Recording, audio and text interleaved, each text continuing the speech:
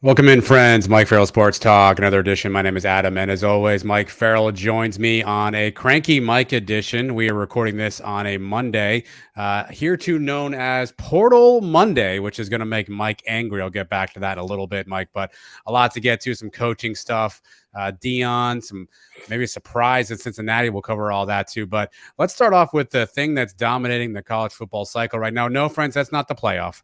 Unfortunately, it's 2022, which means we have to talk the transfer portal, Mike. It opened officially today, although some kids have been in there for months and years and ages. But today is the day that official announcements can come out. Schools can put kids in the portal, Mike. And already on this is afternoon by the time you and I are talking, there are just hundreds of kids just piling in the portal moment after moment. A lot of chaos happening right now in college football. Mike, let's just start with your bigger picture thoughts on how this transfer portal has played out. Obviously, the first year into this new sort of guidelines, these new rules. I have a feeling you're not a fan. Dumb. So dumb. There we go. And I was right.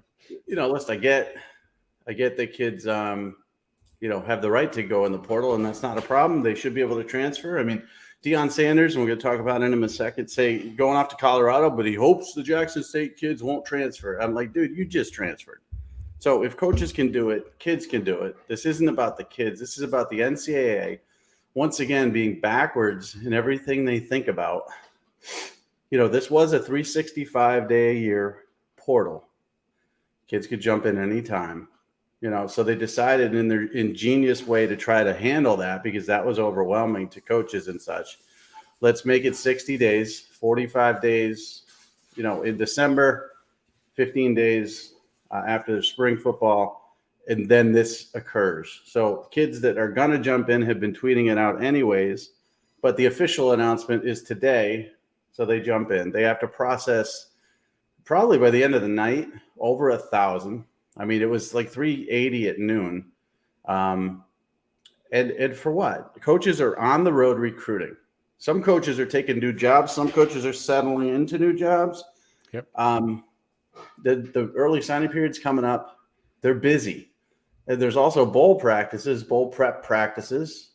Not to mention some teams actually prepping for the playoff. It's dumb. I thought it would be bad. I didn't think it would be this bad. I find this very, very stupid. Go back to the old way, 365. That way, if 20 kids want to jump in on a Monday or 20 kids want to jump in on a Tuesday, you could spread it out. It's a little bit more manageable. But I can't imagine any staffs are being able to handle this. And they've got a lot more people than we do. My portal guy, he's about to jump off a bridge. He can't keep up with it. He's in the portal? So, what's that? Your portal guy's in the portal? Is that what you're telling me? He's going to transfer for sure. I mean, Portal Jesus, that's my guy. And he took a breath and texted me. He goes, "This is much worse than I thought it would be. And I thought it would be really bad.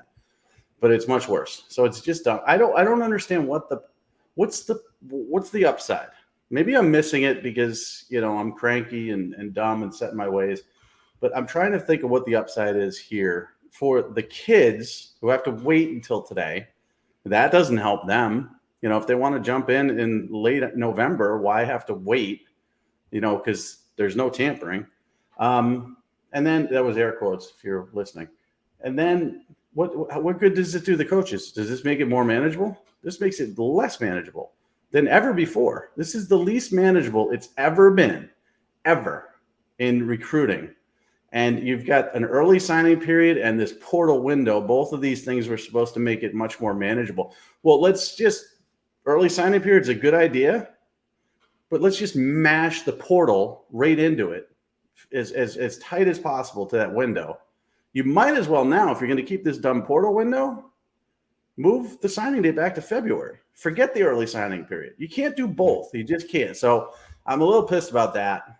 I'm sure other coaches are. I'm going to tweet it out right now, actually, and say how dumb this is. And I bet you a bunch of fans we're doing this live here on the show. And if fans are going to be like, "This is great," I'm like, yeah, because it's fun to watch. I mean, if I were a fan, Well, this is like NBA draft day trade deadline stuff, right? That's what this is, Mike. This is the day before the NFL draft, and all these teams are trading up and out. This is like cocaine for the college football fan, because you can sit there all day long and just see the kids in the portal and wonder if your school's going after them. And I don't know if that's the intended effect by college for the NCAA. They don't seem that smart. No, I don't want to give them that much no. credit, but that's what you're getting today, right? You're getting that endorphin rush that you normally get on NBA trade deadline day, or the day before the NFL draft, right? That's what fans are probably getting across the board. Unless you're the fan of a school who's got kids in the portal, when you're freaking out right now because the entire team is probably hopped in the portal in the last 12 hours. Well, and that's all fine. I mean, it's fun. Like I said, from a fan perspective, it's very fun. But it's going to lead to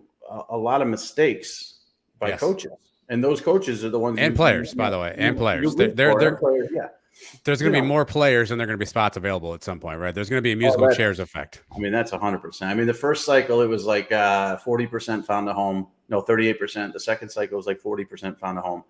It's going to be in that range of 40% finding a home. 60% of these kids are going to have to drop down to either walk-on status or, partial scholarships, or maybe FCS full scholarships. But, when it comes to the FBS players, 60% of them are going to be very sad in the end. Not today.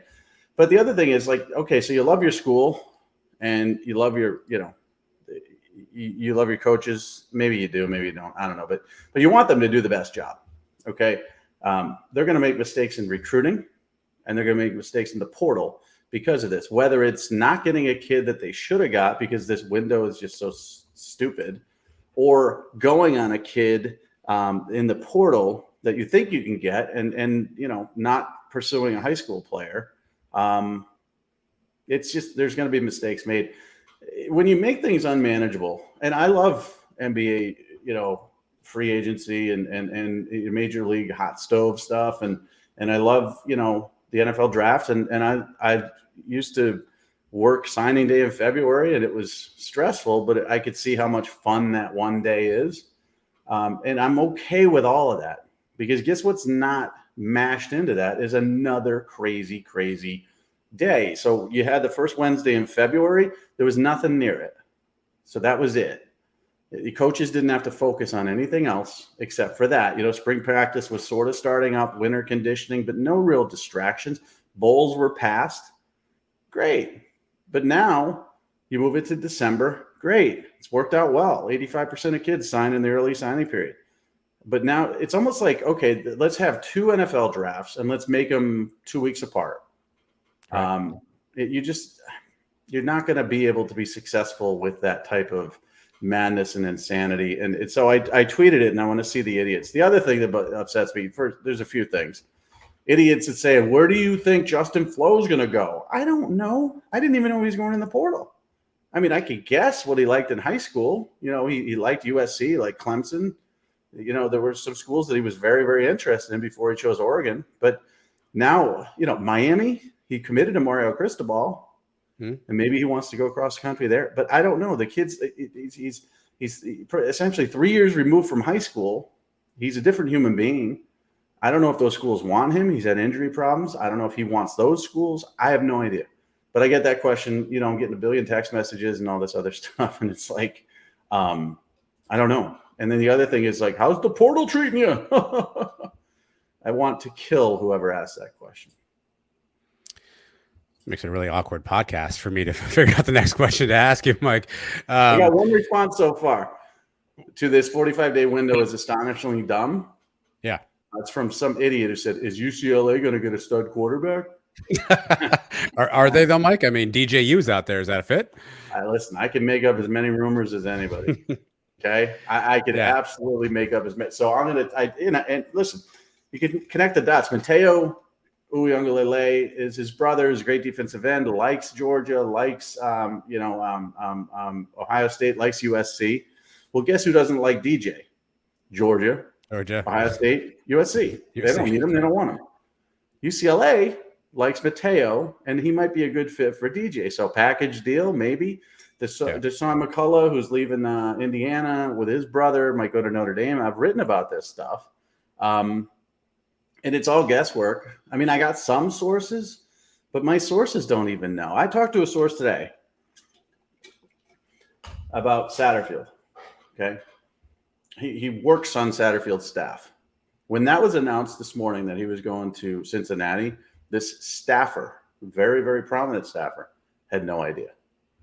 He didn't even hear rumors of it. He said, I was on the phone with him. No, I was with him all weekend recruiting, and he was on the phone all the time. And I found that to be odd. So if staffers don't even know what's happening, then how would anybody really know? So people will make stuff up. I'll be happy to come up with DJ UCLA rumors package deal. No problem. I mean, it's going to lead to clicks. It's going to lead to, and all of this is good for my website. All this is good for money. All this is good for people wanting me on shows and appearances. Everything about this screams to me of making more money and building my business, but I still hate it. I think it's dumb, and I'm not gonna sugarcoat that. I think the tougher part too, as you said this earlier, is coaches have to make such quick decisions now. I mean, they get such a short evaluation time. You talked about the NFL draft and some of that other stuff. I mean, you have months to scout these kids and know who you're getting, to know who you want to pick, and they still miss most of the time, right? Mike, you know what I mean? Like they still miss on some of these guys. And in this day and age, you've got to make such quick decisions now if you're a college coach. Not to mention, maybe you're putting your staff back together. You lost a coordinator to some other place, right? You lost a receivers coach someplace, and you're trying to juggle all these things at the same time. It's going to breed some sort of a bad decision at some point in time. And to your point, it's got to drive coaches just absolutely mad that this is what's going on right now. I guess I haven't heard from them, but they're busy, Mike. They have no time to call you back. That's the other thing too, is, it's not like I want to talk to them and they don't care about talking to me or anything, but it's just like, I can't find out really, where this came from. Because again, this wasn't a full-on coaching decision. I think this was more the NCAA's idea of, well, we don't want to work that hard processing transfers 365 days a year. Let's just do one window. And now I bet you there's staffers at the NCAA ready to quit because they're just having to do all this so fast.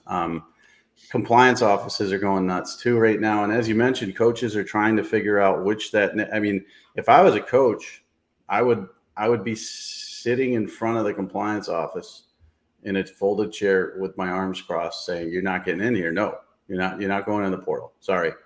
Because you have to wait for that shoe to drop too. I know of stories where players have headed to compliance and coaches have not physically, but verbally tried to stop them.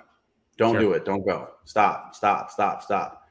It's like that. Is that where we're at now? We're just begging. Well, you mentioned recruiting. I mean, the new age is essentially you have to keep re-recruiting your current players, right? Essentially, as a coach, you are recruiting 365, 24/7. Not that you weren't before, but you got to re-recruit your starting left tackle, make sure he doesn't get mad and go in the portal. You got to recruit the high school kid that you really want in your area. You got to recruit the kid who's going in the portal from another school. I mean, you're basically recruiting all day long at this point. Yeah, and to that point, it's constant re-recruiting. So it's not just one time. It's not like you sit down at the end of the season and you talk with your position group or with all your entire roster and you say, okay, you're going in, you're not going in. This is great. Everything that changes. So let's say, I don't know, today was announced, Phil Jurkovic's going to Pitt. And nobody cares, right? He was okay at BC for a minute. He wasn't good at Notre Dame, but he's going back to Pitt. Now you got to re-recruit your quarterbacks again. Now you've done it at the end of the season, but then you go and take this kid and you got to tell these dudes that don't go in the portal. Well, and that didn't work for Keaton Slovis, who went in the portal. Right. And again, those two things correlate, of course. So, it's just, and I mentioned there's still staffs that haven't been filled out. I mean, we were still fresh off Fickle and Rule and Freeze and Deion, all those guys getting new jobs, and they just haven't even been able to hire staffers yet. So, those conversations are with new rosters too. And it's almost like you're doing one thing and you're telling the other kid something at the end, which I know is life and recruiting, but don't jump in the portal, Mr. QB2. Meanwhile, you're whispering, hey, you want to come over here? I got an opening. Like, you're lying to this kid to get this kid. If you don't get this kid's going to find out. It's just, it's really a mess. Now, again, what's the solution? Because I agree with full-on transfers, because like I said, I mean, you fire a coach or if your coach leaves. I mean, Lincoln Riley left Oklahoma last year. Oklahoma kids should be able to immediately play someplace else if they want to. The solution is to spread it out. It's to spread it out. And the funny part about it is the NCAA could actually spread this out too if they were any sort of smart. Kids can announce all they want, but to put the official paperwork in, they could wait a couple days. They could do like 20 this hour, 20 the next hour. Like they don't have to put all of them in today. But I guess, they're going to alert the kids that they're in, so Justin Flo, let's say he's not announced today or he is announced today or whatever. He's got the ability because he's technically in the NCAA portal, but he's not in it. He gets to go ahead from the NCAA to talk to other schools. But as far as, announcing it, I just think it's going to create more chaos. Maybe it's going to create more kids for the offer, but he doesn't need that. He doesn't need more attention. If Bryce Young decided not to go in the NFL and went in the portal, he wouldn't need the attention. So there's a way to space this out. I think, again, throughout the year, but if it's not going to be out throughout the year, at least spread it out so that not every kid goes in December 5th. And what I'm hoping is now that they've already opened, the door to this, let's get every kid in here today and then have a trickle for the next 44 days. That would be nice. But I don't think that's going to happen. I think we're going to see not the same level of activity today, tomorrow, but a heavy level of activity tomorrow, and then the next day, and then the next day, and then that's when the schools. Well, it's the dominoes, right? Because if you're in first, and this, you tell me if I'm wrong in any of this thinking. If I'm in first, now I'm in early, I have a chance, to your point, to go talk to as many schools as I want, right? So if I'm the number 3 receiver at Syracuse and I jump in the portal because I want to be a number 2 someplace, right? And I think I have good numbers. Now I can talk to as many schools as I want, right? And I get Appalachian State to say, hey, come play with, at our school, right? Now guess what? Now I'm the App State receiver. I'm like, wait a minute, I thought I was in line to be the number 2 here. So now I'm in the portal, right? So really what you get is just a domino effect, right? You get the first wave of guys who want in early so they can find their home. They find their home, and the kids who are at that place go, oh, wait a minute. I thought I was going to be a receiver. I thought I was the starting cornerback. I thought I was the kicker. And now they're back in the portal, right? It's going to be a vicious cycle, to your point, until you get down to the end. And that's what I'm really curious about, Mike. The fun of the early stuff, and I'll put fun in air quotes, has been great or whatever, right? Every 4 minutes, seeing somebody tweet somebody's in the portal. What happens when you get to like day 43? And all these kids are scrambling, and all of a sudden one kid finds out at day 43 they recruited their position. What's the end of this window going to look like? Because we see what the beginning looks like. The end, that feels like a dark, scary place, Mike. Yeah, and again, I mean, those are bad decisions being made by the kids without a lot of guidance. But you're right. I mean, you might be making the proper decision today, and that decision looks horrible in 44 days. You don't know, and you can't go back. I mean, the second you enter the portal, they're going to pull your scholarship immediately, unless you're Caleb Williams or somebody to that level. They're not going to take you back. So, you could be making this decision because everybody else is making this decision today and rolling the dice. And then 44 days from now, when all those big names have new homes and you're sitting there without any, that's a problem. But I don't think that, listen, I guess that's not our problem. It's natural selection. It's survival of the fittest, whatever.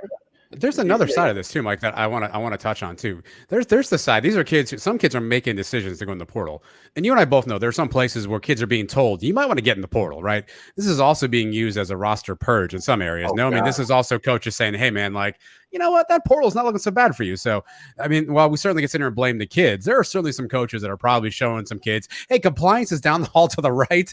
Make a left at the water fountain. You're right there.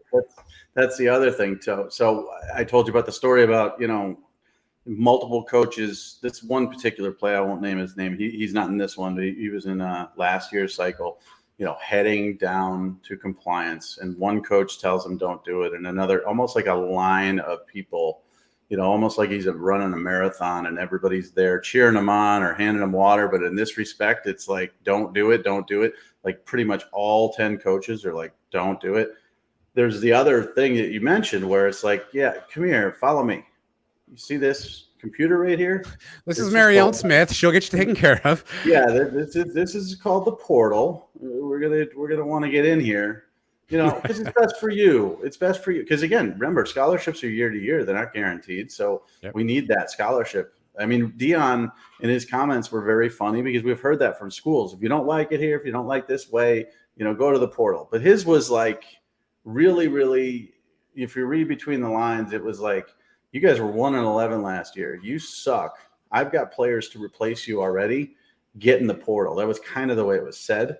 Yeah, you're gonna be able to purge your roster of not only bad seeds, which is usually what's purged, but just crappy players who don't fit in what you want to do anymore.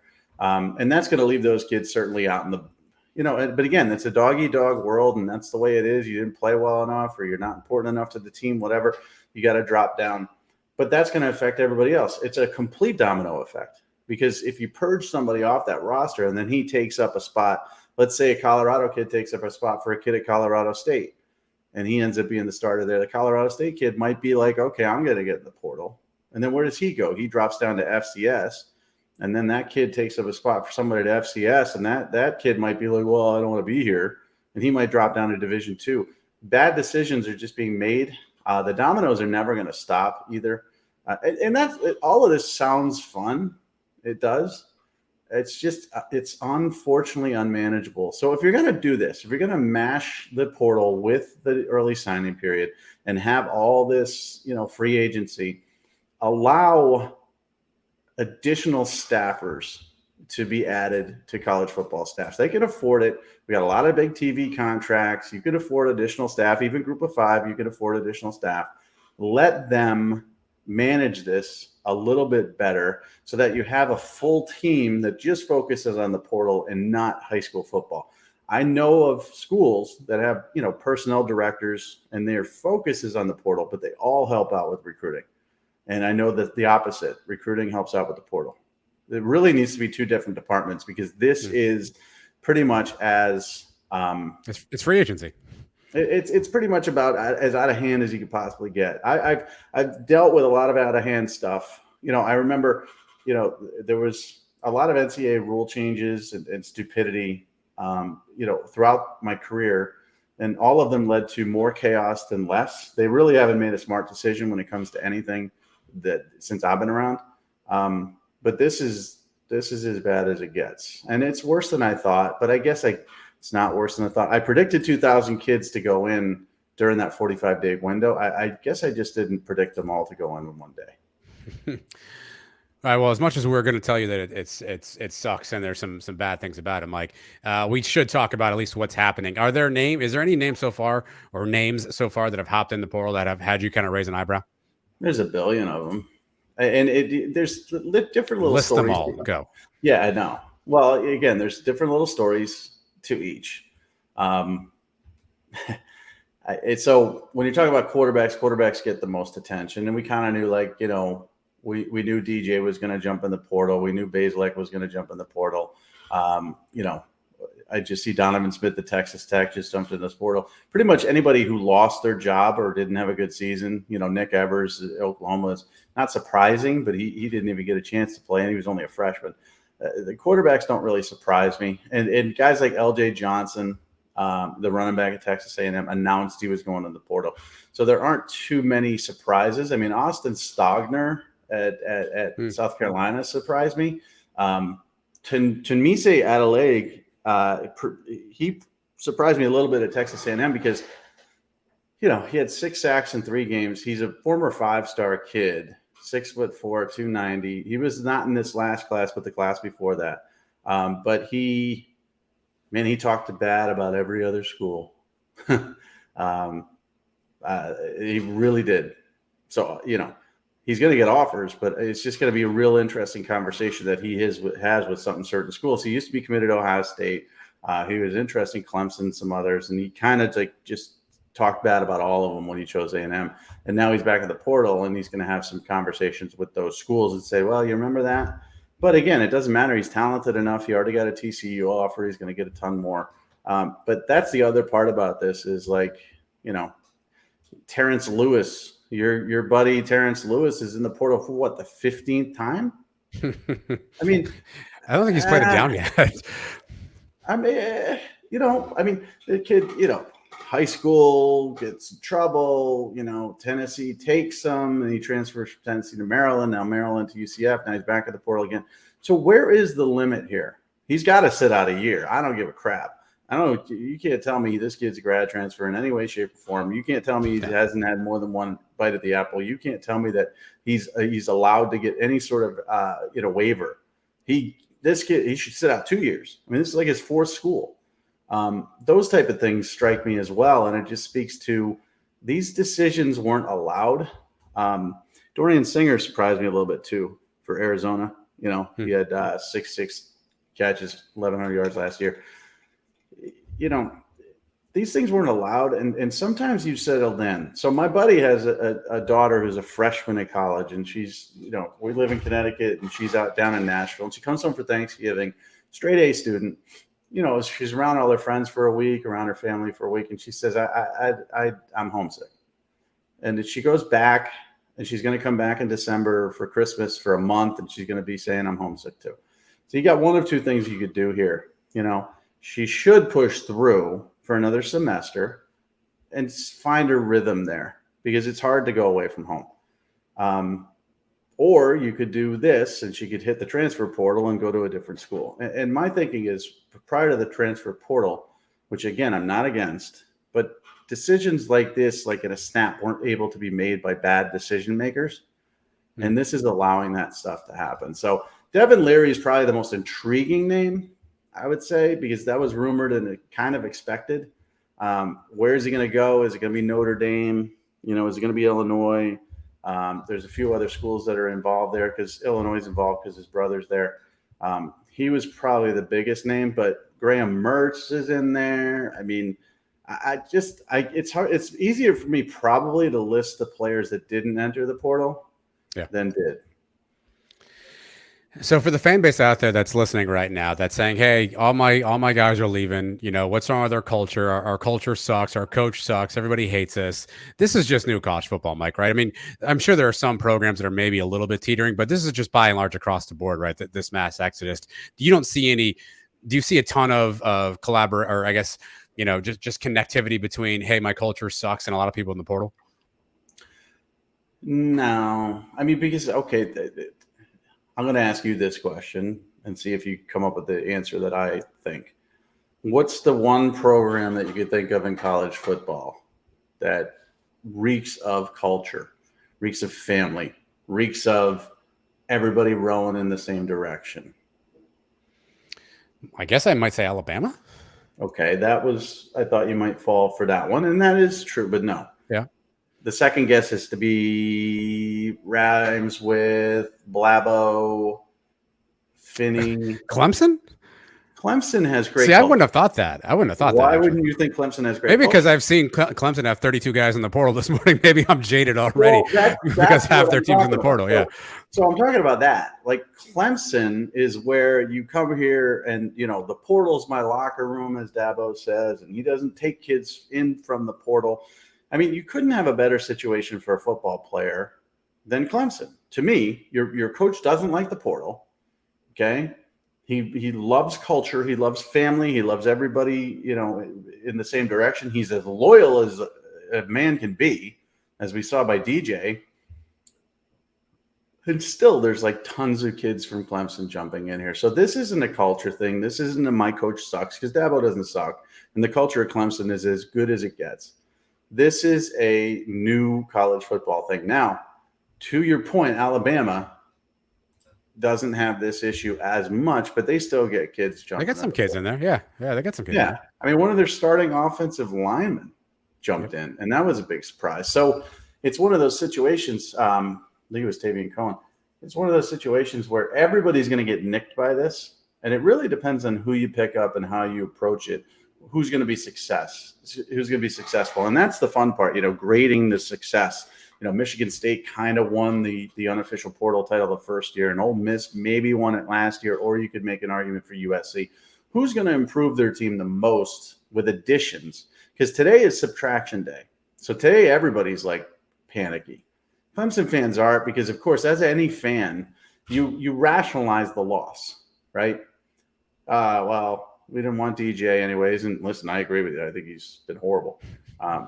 Levante Bentley's in. EJ Williams is in. None of those guys made a real impact this year, but it's depth. These are highly ranked players that you recruited heavily to come to your school, and they're leaving.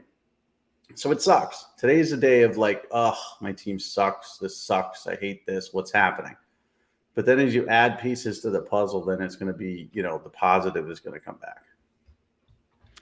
Some of this is going on, Mike, because of what's happening in the coaching ranks too. Obviously, there's a lot of uncertainty in the coaching side, and since you and I last spoke last week, we've had some more dominoes. I'll list them all out specifically, list some of the bigger ones that we can kind of go one on one. Obviously, Deion Sanders does indeed agree to become the head coach of Colorado. He was introduced. We'll get back to that. Jimmy Chadwell jumps from Coastal to Liberty, replacing Hugh Freeze. Alex Golish goes from the OC at Tennessee to now the head man at South Florida. And you mentioned Scott Satterfield in the middle of the night jumps from Louisville to Cincinnati. Let's start with Deion to Colorado. Again, at the last hour, I think Deion was being pretty cagey. A lot of other suitors coming his way, yada, yada, yada. But when it's all said and done, Deion now ends up in Colorado. He had a really interesting first day on the job, as far as I could tell on social media, include meeting the media, introducing them to QB1, which was his son, who I don't think is actually transferred there yet. So we'll figure out how that works out here in a second. Seeing the facilities and then pretty much telling every kid in that room, I'm coming. And if you're not ready for me, you might want to get out of here, Mike. So Deion Sanders, 48 hours on the job, your assessment of him at Colorado, please. Well, so obviously Colorado is a 1-11 team. They haven't been relevant really in ages and ages. So this is a great risk for them. And it is a risk because you don't know what level he can coach at, what level he could be a CEO at, whether he can take Colorado, which is kind of a geographical, nightmare for Pac-12. Can he make them successful? Well, recruiting will be excellent. He's got a 20-player class in this 2023 class. I think he'll purge some of those guys, but it's not a horrible class, which is astonishing because of how bad they've been. He'll do very well in the portal. We already talked about him purging the roster a bit. There's going to be a lot of excitement initially. So Deion is going to probably be the most talked about college football coach that hasn't won a Power 5 game in the history of college football by far. Between now and next August, all we're going to hear about is Deion. And it's all going to be wins. There's going to be no losses. He can't lose any good players because they don't have any. He can win in the portal. He can win in recruiting. He can win in spring football. Oh, this team looks so much better, blah, blah, blah. He can win in the summer, but can he win on the field? That's the big question, and I'm not sure. So there's two sides to this. If he does win, now his son is going to be QB1 there. He's going to transfer there, and his son isn't an NFL talent to me. So he's going to be there probably 2 years. So that gives Deion 2 years. But once his son's gone, if Deion even makes this team sniff 7-5, he's going to be able to pick any job in the world. I mean, Mel Tucker was able to go to Michigan State after one season. Deion could probably do it in 1 year, maybe go 6-6 and get a huge Power 5 job. But he's probably going to wait 2 years because of his son being there at quarterback. Then he can just write his own ticket to the NFL, to college football, whatever. So it's risky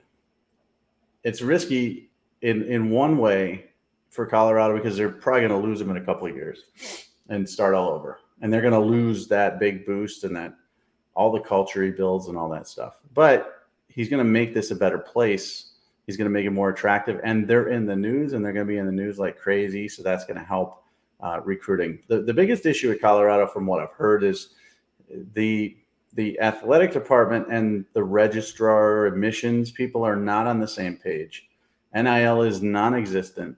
All of that needs to change for him to be super successful because people will want to go to play for Deion, but they'll also want to have their hand out and say, okay, what can you do for me now that you're at a Power 5 school? I could understand, where you were Jackson State, there was only so much you could do. Now, open up the coffers for me. So I don't think it's going to be overly successful. I mean, I don't think we're going to be talking about 2 years Colorado playing for the Pac-12 title. Maybe. I mean, USC and UCLA will be gone, but I don't see that happening. I think he's going to turn them from 1-11 to respectable and then bowl. Scott Satterfield, to your point earlier in the show, at Louisville, a sitting Power 5 head coach. Although there's always been stuff there, right? There's always been talks, rumors. He wants out. Somebody wants him out. How surprised, that sounds like some other folks who were actually there on site in Louisville are surprised. Your level of shock when you saw Scott Satterfield was going to Cincinnati. Yeah, I was really surprised. And, people, of course, the dummies out there be like, well, he was going to get fired next season and blah, blah, blah. No, that Wake Forest game was kind of like a safety win for him. Like, he brought the team into the top 25. They weren't good. They got drilled by Kentucky. Kentucky's been a disappointment this season. They went 7-5, nothing world beating here, but recruiting was going very well. He has Pierce Clarkson in this class, and his dad, Steve Clarkson, the quarterback guru, but also very influential out west. Ton of 4-stars in this class. He's got a 5-star running back in Reuben Owens. They've got NIL rolling at Louisville. Everything at Cincinnati is a step back. Even though they're moving to the Big 12, it's a step back. And it was surprising to me that he did it, because people said, oh, yeah, he's going to be fired. Well, no, they were pretty happy with the progress they saw this season and everything that's happening off the field. And this was a team that was sort of poised to perhaps move into that 8-4, 9-3, and actually try to be competitive in that division. So for him to give all that up and to go to Cincinnati was kind of stunning. Now, this reeks of Jeff Brom. I don't know what's going on in the background, but Jeff Brom plays for the Big Ten title on Saturday, and all of a sudden Satterfield is bolting to Cincinnati on Monday. Is something up here? It could very well be. Louisville, everybody says Purdue's got that Big Ten money. Well, Louisville's got a lot of money, and they could throw it at Brom. Brom is a Louisville guy through and through, and he could leave. So if they land Brom, then it's an upgrade. And then I think all this stuff that's happened under Satterfield, recruiting and NIL will all continue and improve. But if they have to drop down, to a coach that's not a big name or somebody that's not tied to the program, they could lose a lot here. So this is a very intriguing one. Now, what does Cincinnati get? Honestly, they get sort of a guy that was doing well in recruiting because of the staff he put around him. Was kind of not a disappointment at Louisville, but really didn't get the job done there. Cincinnati's taking a big risk here. I mean, it's a big drop from Fickle to me. Is Cincinnati a better job, or is this a safer job if you're Satterfield? I guess it's, well, so everything's safer when you're on a hot seat, and he was on a hot seat earlier this season. The season didn't start off great. They weren't killing it. I think I'm looking at their record right now. They started the season with a loss to Syracuse and a blowout. The UCF game they won, and they probably shouldn't have. Then they lose to Florida State, and then they lose to Boston College, which sucks. I mean, this season started off 2-3, and then he beat Virginia, Pitt, and then, like I said, that Wake Forest game when they were a top 10 team in the country at the time kind of pushed them over the edge. Lose to Clemson. It was a competitive game, and then beat NC State. It was okay, but you're in that deal where next year is a really important year for you, Scott. At Cincinnati, next year is not a really important year for him. He's going to get 3 years minimum to try to get this done. So it's almost like, okay, this company likes me, but there may be layoffs. So I'm going to jump from this company to this company, which is brand new. And I know they're not going to lay me off, and they're probably going to pay me just as much money. That's kind of how I see it. Would you make of Jamie Chadwell deciding to go to Liberty? Obviously, his name had been out there a few different times for jobs. I think he was in line potentially. I know the last time you and I spoke, you thought maybe that South Florida might be a spot for him. What did you make of him heading at Liberty? I think he's smart. I think he's a very smart person. I think he took the easiest job in college football that pays the most. They're an independent. There's no pressure to win any sort of conference title. They're paying him $4 million plus after they paid Hugh Freeze and his extension $5 million. You're not going to be able to get paid $4 million a year with a lot of guaranteed money at a school that really doesn't care if you win or lose. And they care, of course, but if you don't win there, whatever. They would kind of care at Georgia Tech. They would certainly, kind of care at USF. And there's conference implications there. If you're in the AAC and you lose, to UCF, I know they're leaving, but you lose to a conference rival by 40, you're in a little bit of trouble. Georgia Tech, they get drilled, by somebody in the ACC, or of course they're going to get drilled by Georgia. But Liberty has no natural rival. They have no conference to play for. So I think he did the smart move, and he took guaranteed money, and now he can just sort of, work hard, but not have that pressure. Welcome back to college football. Tom Herman takes the FAU job. Mike, Tom Herman, by the way, looks like he lost like 30 pounds. He looks fantastic. I had to do a double take when I saw that picture of him. He looks like he lost like 30 pounds and shaved finally. I don't know, maybe a couple of years off have been good for Tom. What'd you make of Herman going to FAU? Well, I mean, it's not a good job, but you take what you can get, right? You were at Houston. You were a big shot at Ohio State. You're a big shot at Houston. You got $1 billion trillion to go to Texas. That was a colossal failure.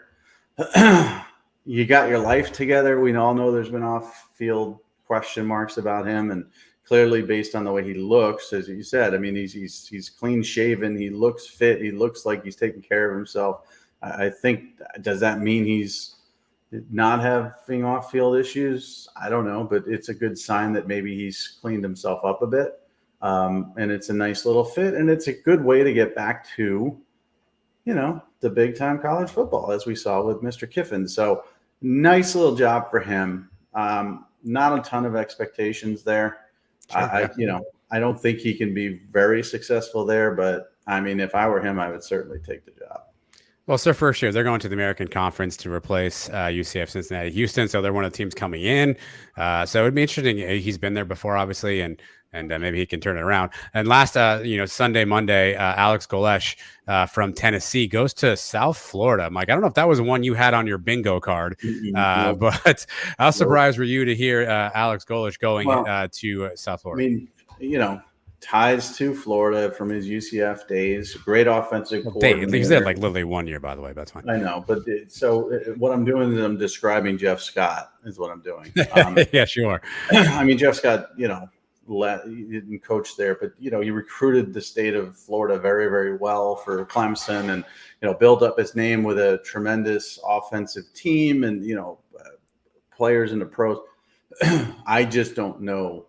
I just think this is like, okay, we took a guy with that description with no head coaching experience, and it just went horribly wrong. Let's do it again. Now, I like Jeff Scott. I like Alex Golesh, but I don't, it makes no sense to me. I mean, you could have really made a better effort, I think, for numerous other candidates that would have been a better fit there. So, we'll see. Maybe history won't repeat himself. Maybe he'll be a great coach, and Jeff Scott wasn't. And maybe he'll lead this as a stepping stone to better things.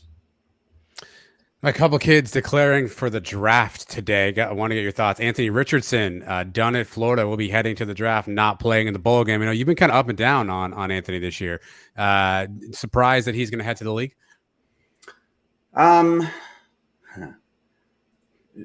No. But I don't see it. I don't understand why.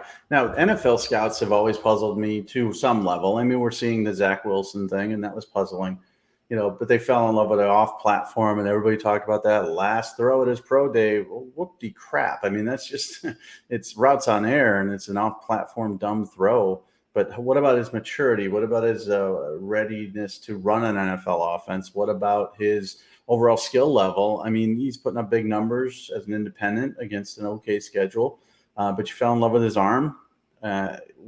Great. Well, everybody's fallen in love with Anthony Richardson's frame. 6'4", 230 pounds, mobile, blah, blah, blah. Well, he's not that mobile. He can run, but he's not, this isn't like, Kyler Murray. We're not looking at the next freaking RG3 here, or, somebody that Lamar Jackson, somebody that you drafted to be mobile. So then what do you have? You got a guy who's a pocket passer.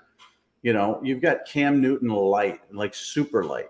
Cam Newton was mobile and more mobile than Richardson. Cam Newton was more physical and tougher than Richardson. Cam Newton wasn't a great pocket passer, but he's 10 times the pocket passer Richardson is. So what are we drafting here?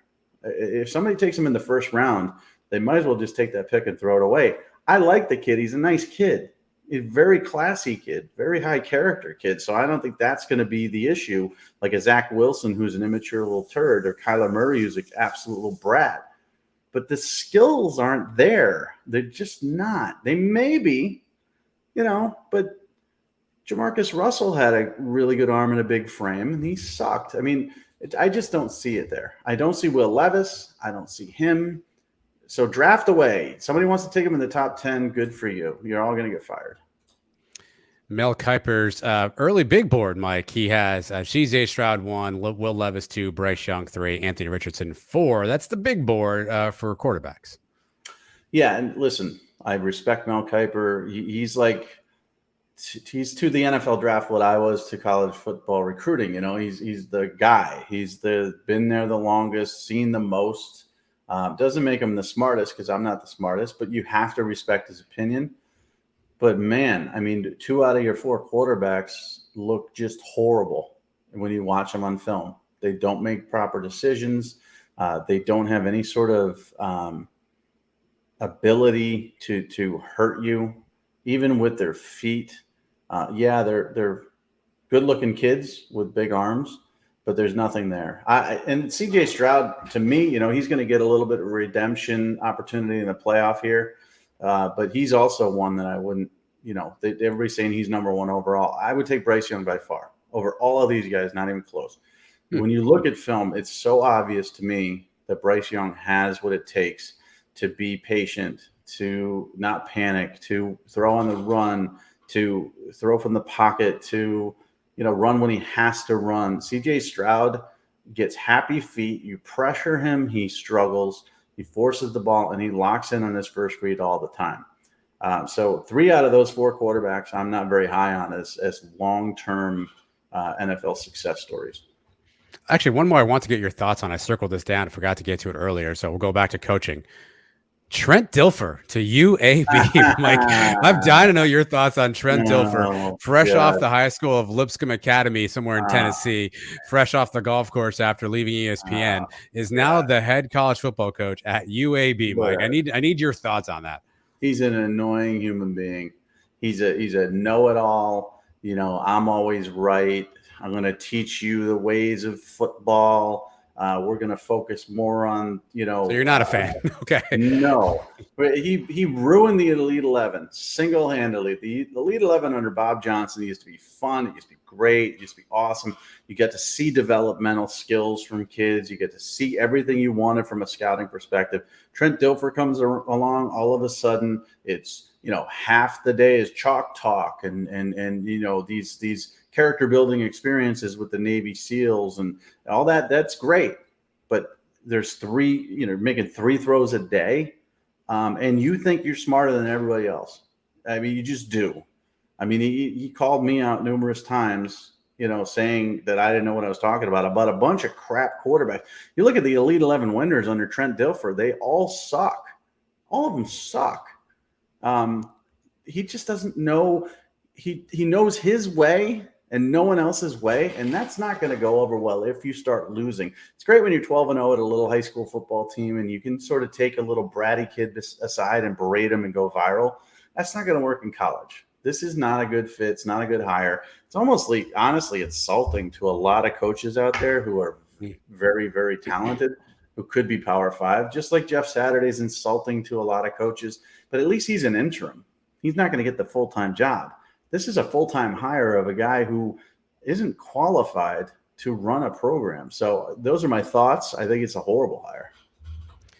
Well, I'd ask you what has you pissed off this week, but I think I already know. I think you've already touched on that. The portal and apparently Trent Dilfer. Anything else got you pissed off? I mean, geez. Yeah, I mean, I just got another billion text messages. Where's Justin Flo going to go? I go, ask him. Spencer Sanders went the portal. Why? I think you and I were that was another one. Where's he going to go? I don't freaking know. I didn't know he's going in the portal. I'm not surprised by everything. I mean, some of these things aren't surprising to me. I'm not an idiot, but I still don't know where they're going to go. I mean, I can read tea leaves like anybody else. The portal is all about detective work. You have to see who coached where at that school when that kid was there, and now where are they at, or who recruited him out of high school, or who he had a great relationship with, this, that, and the other. I could put together that maybe Justin Flo would be interested in Miami because Mario Cristobal recruited him. That's idiot proof, right? I could maybe think that USC, even though it's a whole brand new staff, then the ones that recruited him would be interested in a talented kid like that from California. That makes sense too. But I don't know what Mario Cristobal's thinking. I don't know what Lincoln Riley's thinking. And guess what? I can't ask them. I could text, but I might as well text my dog. They're not going to answer me because they're busy. And why are they busy? Because there's 2,000 kids jumping in the portal today. So I'm going to try to do the tea leaves thing and try to put 2 and 2 together. Devin Leary's brother is at Illinois. I could put together that Brett Bielema had success with Russell Wilson, from NC State when he went to Wisconsin. There's a couple coaches on Illinois that coached at NC State. I could put those things together, but that doesn't mean that if you ask Devin Leary, what about Illinois? He doesn't laugh at you and say, what? Are you crazy? I'm not going there. So, and the kids don't talk because I've always said this, there's a level of shame entering the portal because you weren't overly successful or as successful as you wanted, or you were passed by. With Devin Leary as an example, he wasn't passed by. He got hurt, but they want to go with other quarterbacks now, clearly, and they're fine with him leaving. But with other guys, the Djokovics and Slovises of the world, you think they're going to pick up the phone? And they've been there, done that through the high school process. A couple of them have already been there through a transfer, like Slovis and Djokovic. Yeah, Mike, this is what I'm thinking right now. No, they're not going to talk to anybody except for close family members. And those are the ones you talk to, or old coaches that you knew through the recruiting process, and you try to get a feel for what they're thinking. It's a lot of detective work, but honestly, it's a lot of throwing crap at the wall. I kind of feel like Dennis Dodd from CBS. You just throw it at the wall and pick it up and see if it sticks. And if it does stick, you brag about it. And if it doesn't, the whole Matt Rule said no thing, you just ignore it. Everybody will forget it eventually, but you end up with a really bad reputation that way from the public, and that's what I'm trying to avoid. So I'm teetering between tea leaves and detective work, making crap up, and keeping my reputation somewhat intact.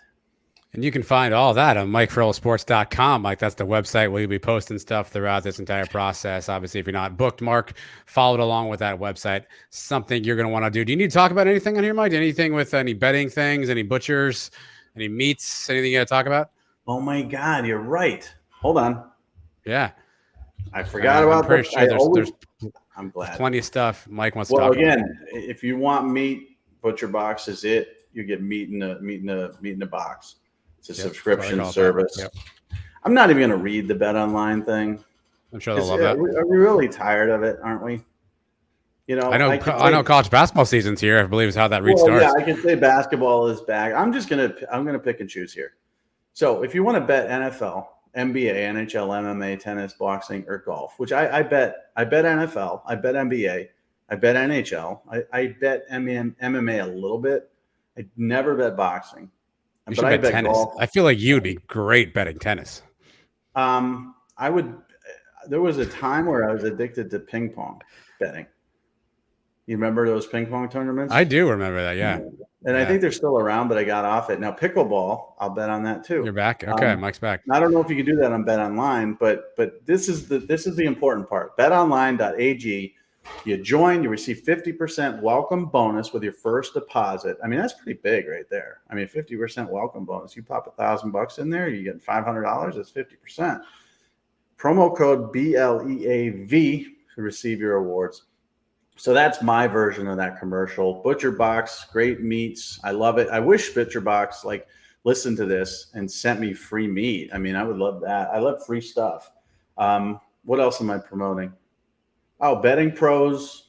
So we got 4 more shows, or maybe 5, throughout the bowl season. So we'll be scattered, myself and Thor for bettingpros.com.